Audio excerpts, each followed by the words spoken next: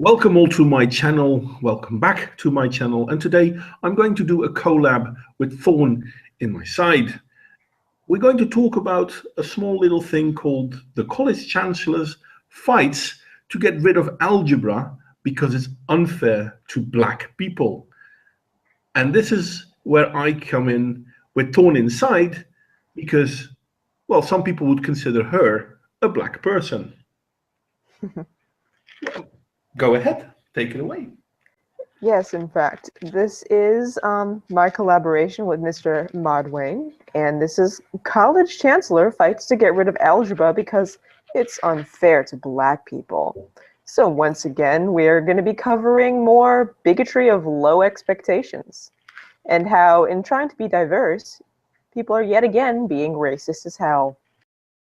I don't understand this one though, because what I've been told is that at this point in time, SAT scores in America, black people already have a plus 250 bonus to their SAT scores. Is this correct? Yes, it's, oh God, what is it called? Yes, okay. That is the word I was looking for. It's basically affirmative action when it comes to test scores. People of certain minority statuses, unless of course you're Asian, actually get a bump up in SAT scores. But we can't give, we can't give the Asians a bump up because they actually have test scores that are higher than both white people, black people, Hispanic people, everything. They get a minus 50-point deduction despite actually being minorities. It's kind of weird though, because considering you already have affirmative action giving you a 250-point bonus, it seems that according to these college chancellors, black people still have a problem. Is this general or is this specific? What do you mean by general or specific? Because generally, the whole idea that the college system has is that because Jim Crow existed, because slavery existed, that black people started out behind. But really what this is kind of saying is that African Americans are less capable of learning algebra for nebulous reasons that are actually starting to sound a little bit like, black folks are incapable of learning algebra, so let's just make college easier for them. And, it's kind of sounding like this chancellor thinks that the black people are stupid. Yeah. Yeah, it is quite ridiculous.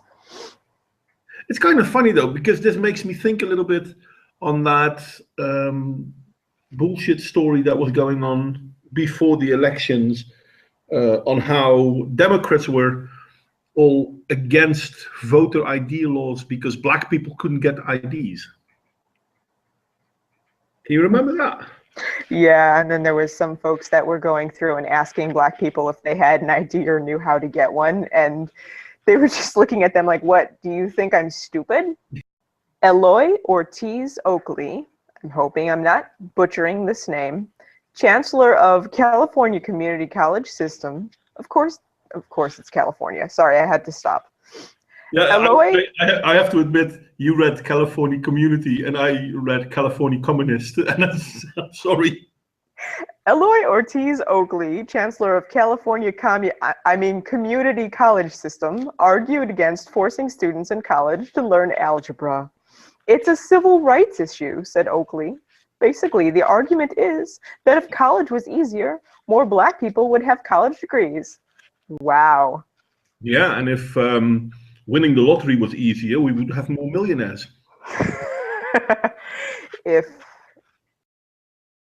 If work were easy, I wouldn't be absolutely exhausted right now. There is that.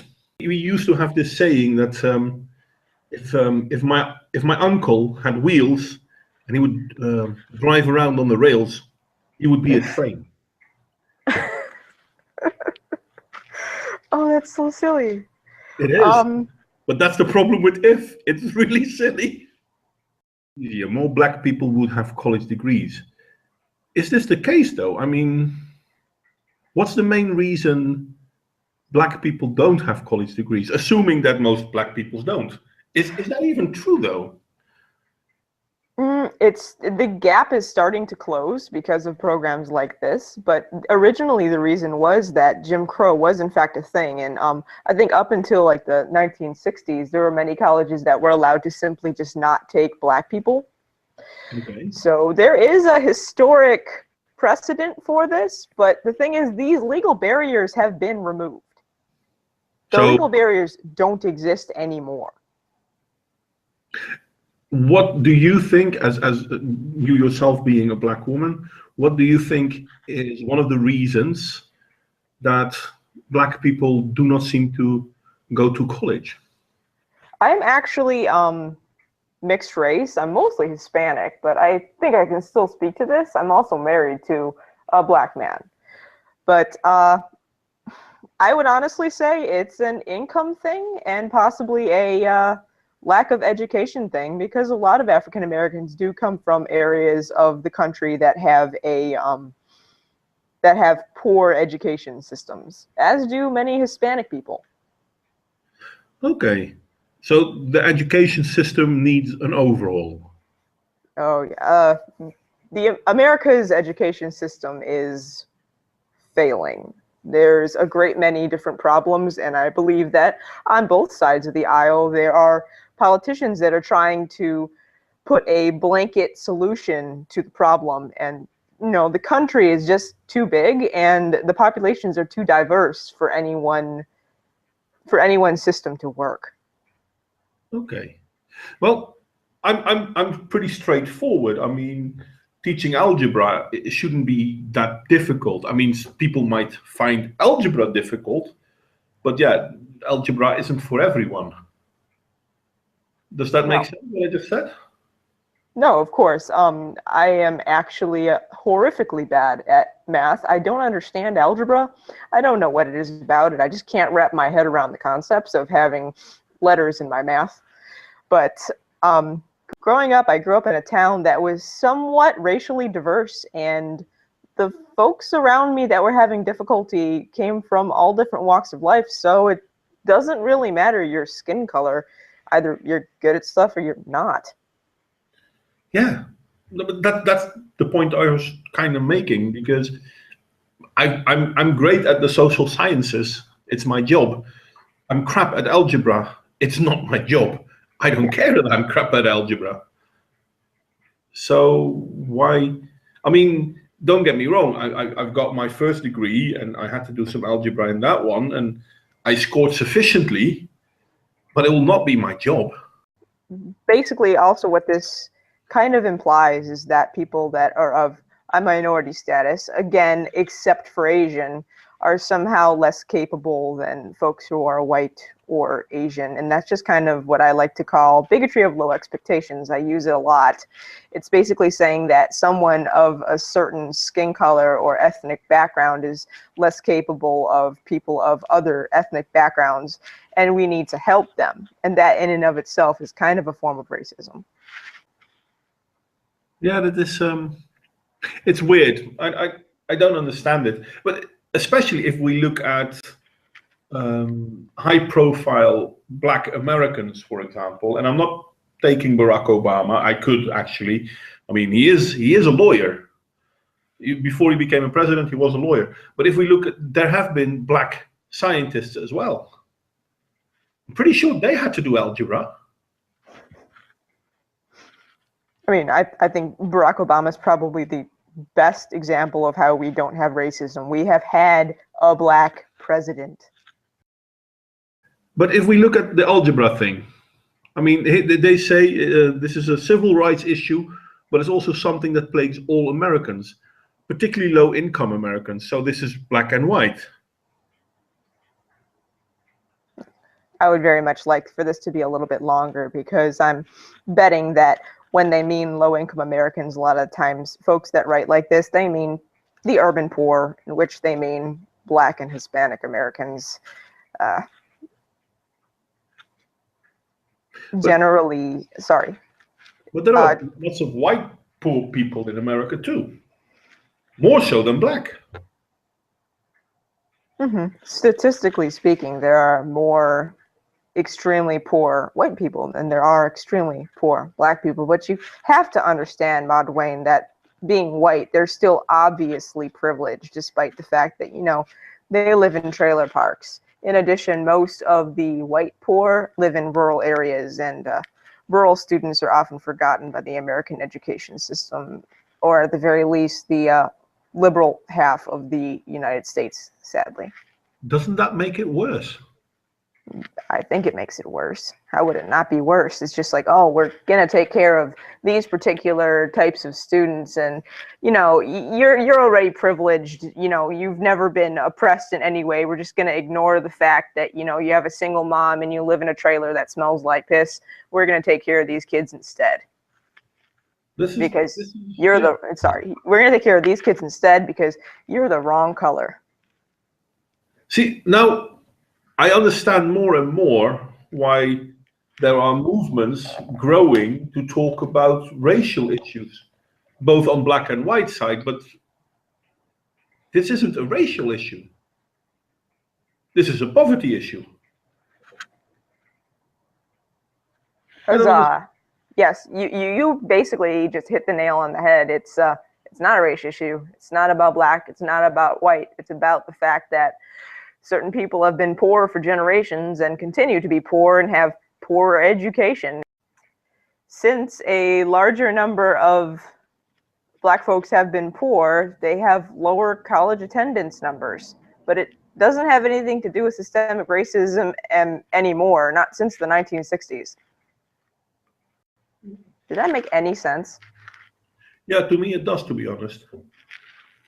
But then it scares me even more that there are college chancellors who think that making a curriculum easier will change the problem of poverty. It would be nice if everything was easier. Unfortunately, a lot of folks, especially folks in some lower income areas, are going to school for useless degrees. And yeah. But that's the thing. Because now what they're doing is they're creating useless degrees. They're how do you call it? Inflating the value of a community college degree, or deflating it actually, by making it sound as if it's very important, but by deflating the value of it. When I was graduating college, I ended up going to a community college first, and community colleges were kind of more meant for trade schools. You're going into something like an electrician or a nurse, something around those lines. Now, community colleges are like, you can get African American studies, women's studies, liberal arts, things like that. What I call the useless degrees. Yeah, yeah, but they get paid. Which is not to say that they're totally useless, but the thing is, you don't need a ton of women's studies majors. You don't need a ton of African studies majors. These are basically majors in which you can only ever get a job in academia, and there's a very limited amount of those. Mm-hmm. But to reach academia, you need to have a certain scholarly adaptation. You have to be able to learn and teach. And also, in the case of the more scholarly kind of majors, you know, philosophy, things like that, you need money. You need to have been independently wealthy to begin with, because the only way that you're going to get a job at some of the higher colleges is if you put all of your time into study, and the only way that you can put all of your time into that study is to be independently wealthy or know people. Yeah. So how will it help black people in America if they remove algebra to reach positions like that? Personally, I would think it wouldn't.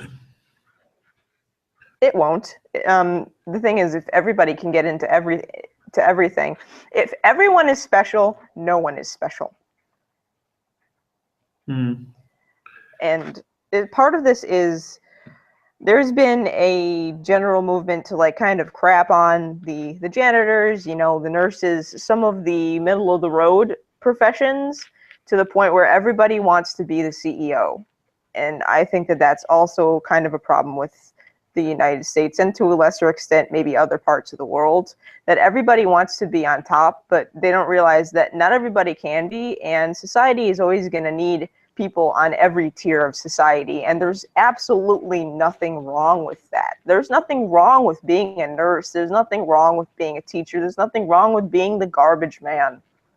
I know there's nothing wrong with being a nurse. I basically am. But yeah, and no, but I understand what you're saying. So people should recognize that the positions they hold, whether there are positions higher than theirs, doesn't mean that the position they hold themselves are bad. correct. I mean, not everyone can be a CEO of a multi-million-dollar company. Some people just have to sweep the roads. And if you're happy sweeping the road, then there's nothing wrong with that. Right. There's nothing wrong with blue-collar work.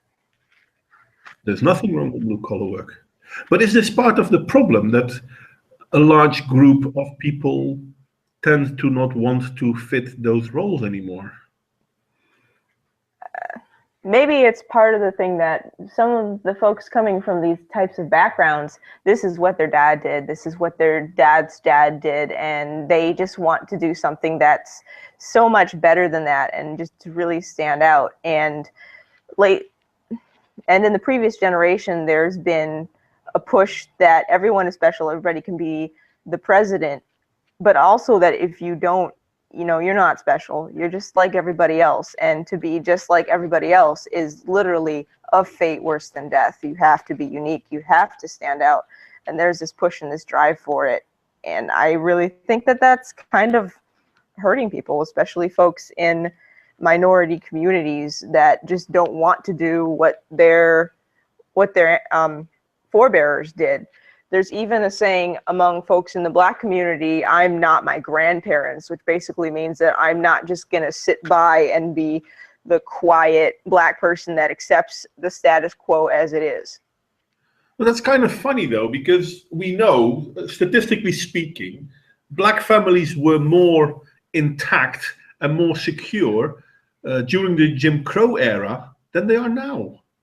Yes, and that's not to say that Jim Crow was correct, because it wasn't. No, absolutely not in favor of Jim Crow. I mean, Jim Crow was a terrible thing, a thing brought to America by the Democrats, mind you, but never mind that. No, it was a terrible thing.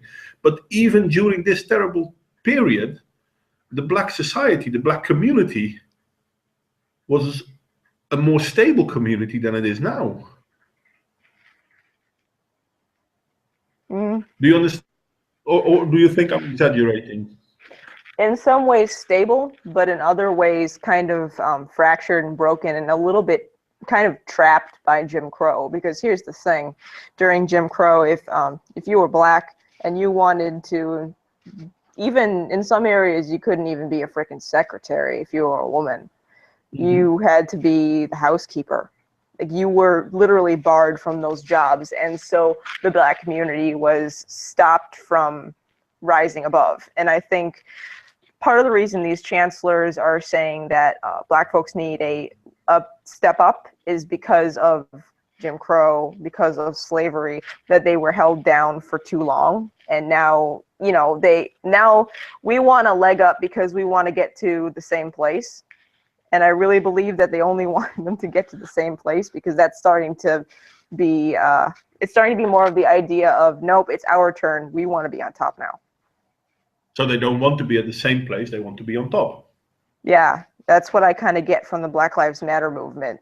The whole idea of, you've held us down for so long, now we're going to step on you. We're going to do the exact same frickin' thing as Jim Crow. We're going to do the exact same frickin' thing as the slave owners. And it kind of makes me ill, because y'all should know better. This happened to your ancestors. You should know better. This is a terrible thing that should never be repeated. Well, there is that.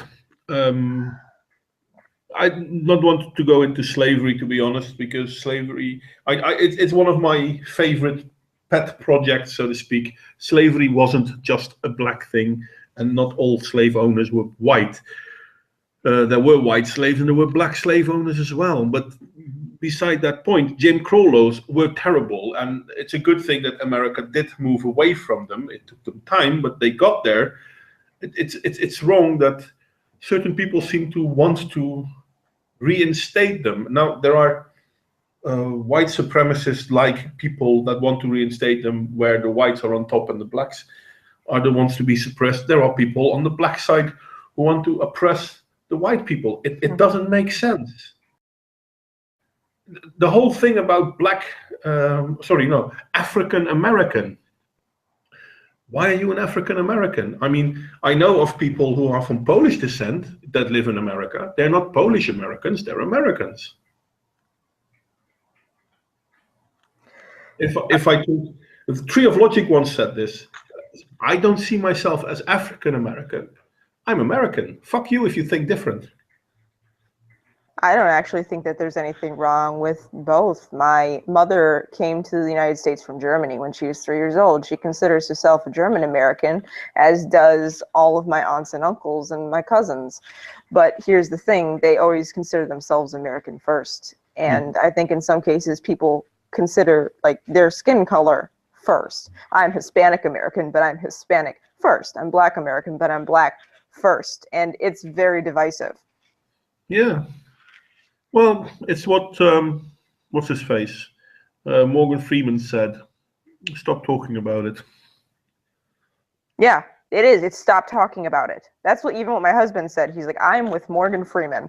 I don't want a Black History Month. I just want, you know, Black figures to be in history class, and we just stop talking about that. And there are some Black inventors. Hell, everyone makes fun of, what's his name? I think it was Carver, the guy that invented peanut butter.